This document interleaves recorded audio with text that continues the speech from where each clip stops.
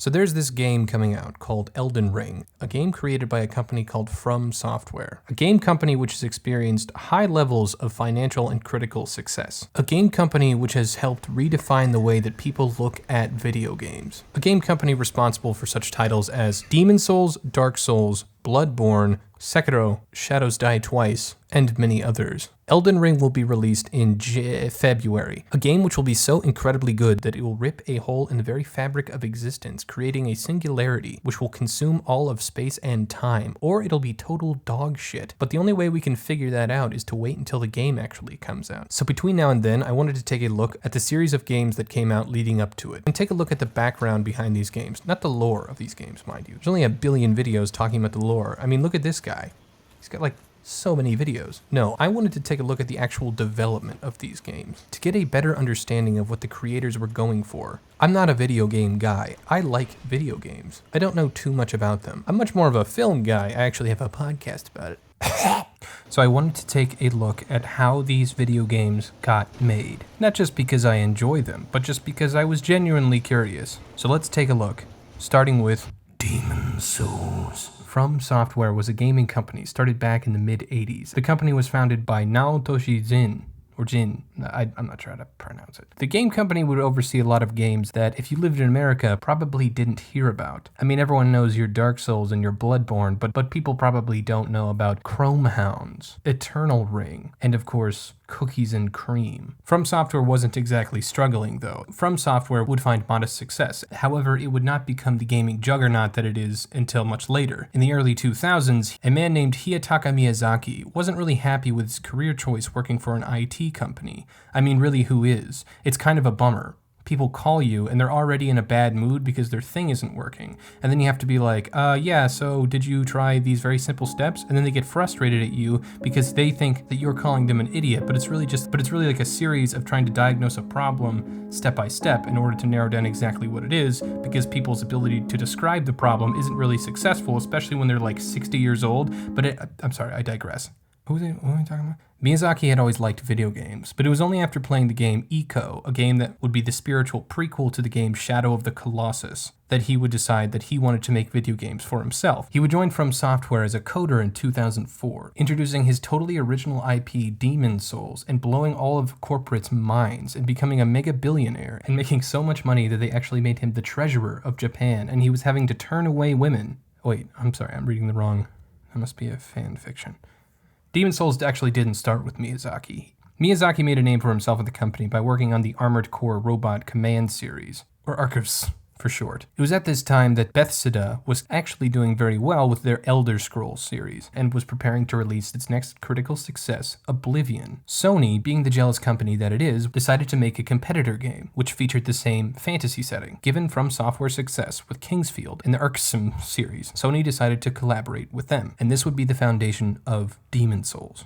Miyazaki had heard about the game's development, a game which was struggling to find footing as an interesting prototype. Miyazaki was intrigued by its fantasy setting, as he was a giant nerd. After the original director got pulled, Miyazaki stepped in, despite the fact that he was working on a completely different game at the time. Miyazaki wanted to create something entirely new. He changed it from first person to third, he wanted the focus to be on combat and exploration, and he wanted to capture the feeling of the classic RPGs. He wanted that go-anywhere feeling. The high difficulty level of the game came from Miyazaki's want to give a sense of accomplishment, a goal which would guide them through this process. If you're unfamiliar, Dark Souls is incredibly difficult. Death was the tool in which the players could learn and master the game. Other video games use regenerating life bars and health meters to help you learn how to play the game without actually dying. However, Miyazaki wanted the opposite. Miyazaki believed that the failure was the necessary part of developing strategy. The game, however, had the developers worried. The game was allegedly so difficult that during a product concept meeting, they just kinda really didn't mention it for fear of people trying to change it. It's not that all games were too easy, it's just that games at the time really didn't express that type of difficulty that you would experience in arcade or the NES period. You ever tried to beat any of those NES games? They're impossible.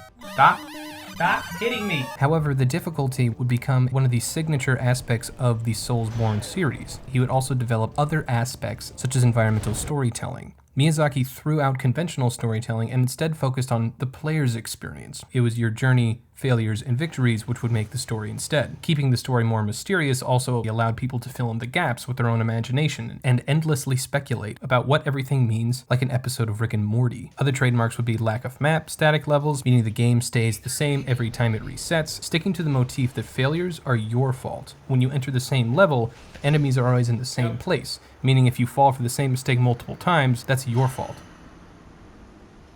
Fuck you, Harold, you piece of shit. Also, in an overly oppressing environment and epic bosses. And invasions. Goddamn invasions. Demon's Souls was ready for the public and released at the Tokyo Game Show Expo in 2008. And the response was, well, not great. To be fair, big titles like Halo 3 Recon, also known as ODST, Street Fighter 4, Bayonetta, and Monster Hunter were also released at the Tokyo Game Expo. And Demon's Souls really failed to make any kind of splash, probably because, you know, how hard the game is, and because Demon's Souls and other Soulsborne type games take patience to fully appreciate. Demon's Souls was looking pretty bad, but they must have had their luck stat up.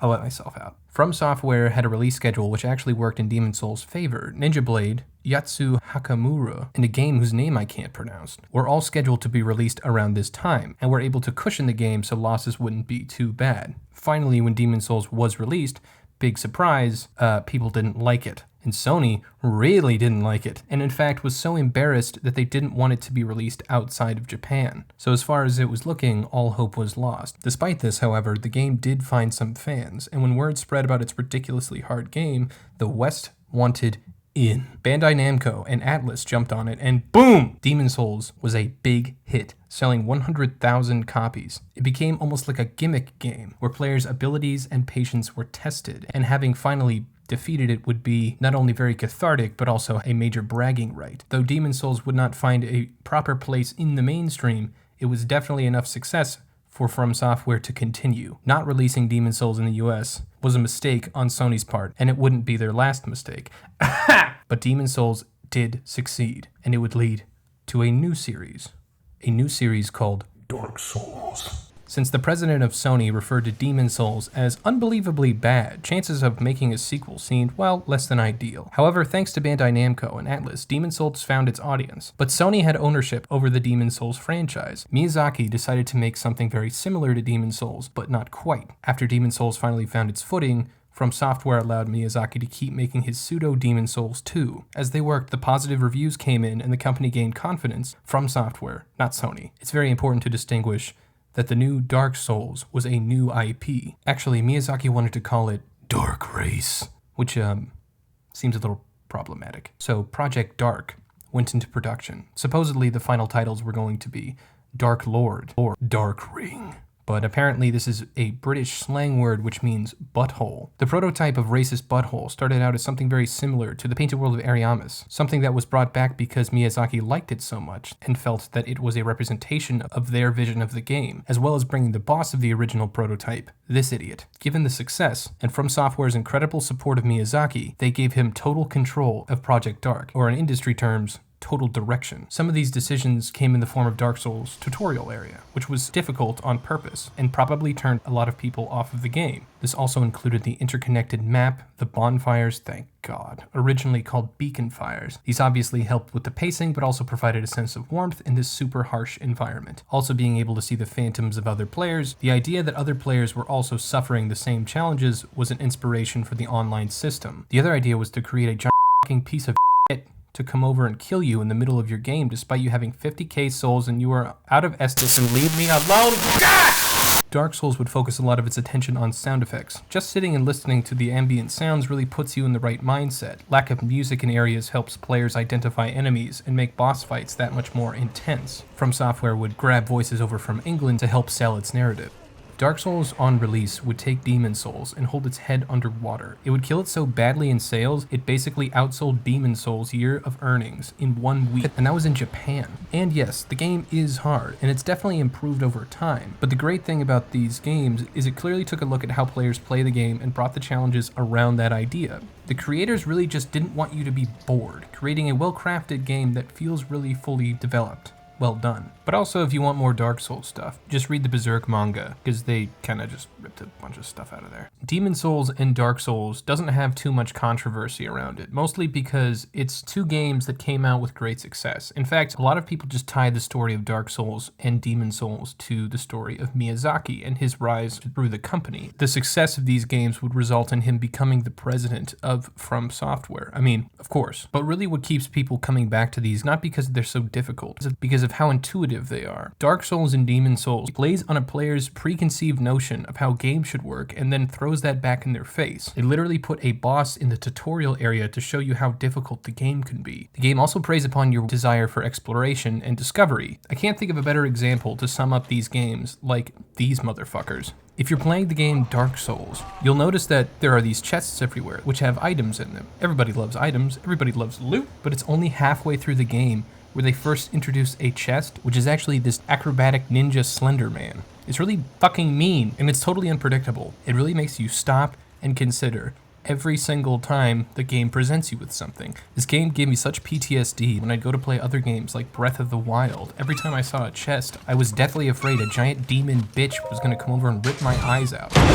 Bosses are difficult but not unbeatable, and in future games, it really becomes clear how well crafted these bosses are. Enemies are around every corner, many item drops are actually secret traps. People won't give you things unless you keep talking to them. NPCs don't come back if you kill them. If you don't talk to the right person in the right order, then they disappear forever. These games know how gamers think and then subverts their expectations by punishing them. I imagine the feeling you get when you finally beat a boss is akin to that of gambling. After you try and try and try and try and try and try and try and try and try and try and try and try and try and try and try and try and then finally win, the rush of endorphins to your brain is astronomical. To be perfectly clear, I don't even like this game. Dark Souls would find its stride in later games like Dark Souls 3 and BloodBorne. And as mentioned, this game obviously has a lot going for it. I love the interconnected levels. I love how each level feels very different from the one before it. How enemies, NPCs, bosses, and areas all feel like they fit under the same umbrella and all work cohesively. But god damn it if it's not clunky.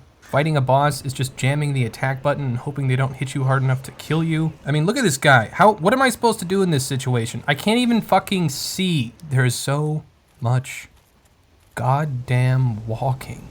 This would all be fixed with later games. But I think the beauty of all of these games is despite them being severely difficult, they're always possible. Difficult, but not unfair. Like they don't pull some random shit out of their back pocket to kill you with it. This becomes very apparent because even with the very first boss, you can technically kill it with the broken broadsword. It just takes a lot of time, effort, and skill, but it is possible. It's easy to understand why people don't like this game. People like to win. No one likes having their dreams crushed into a fine powder and then force-fed to a dead raccoon. But the thing is, even though I don't like it, I can respect it. But honestly, people can use the challenge, if nothing else but to humble them and to bring them back down into the filth where the rest of us live. And Miyazaki delivers. So thank you From Software, and thank you Miyazaki. I mean, fuck you, but thanks. And luckily, From Software would have no controversy going forward and continue to make games which were critically oh no. Oh, what the fuck? What is this? What is this health bar shit? What the fuck? Oh my god. Oh,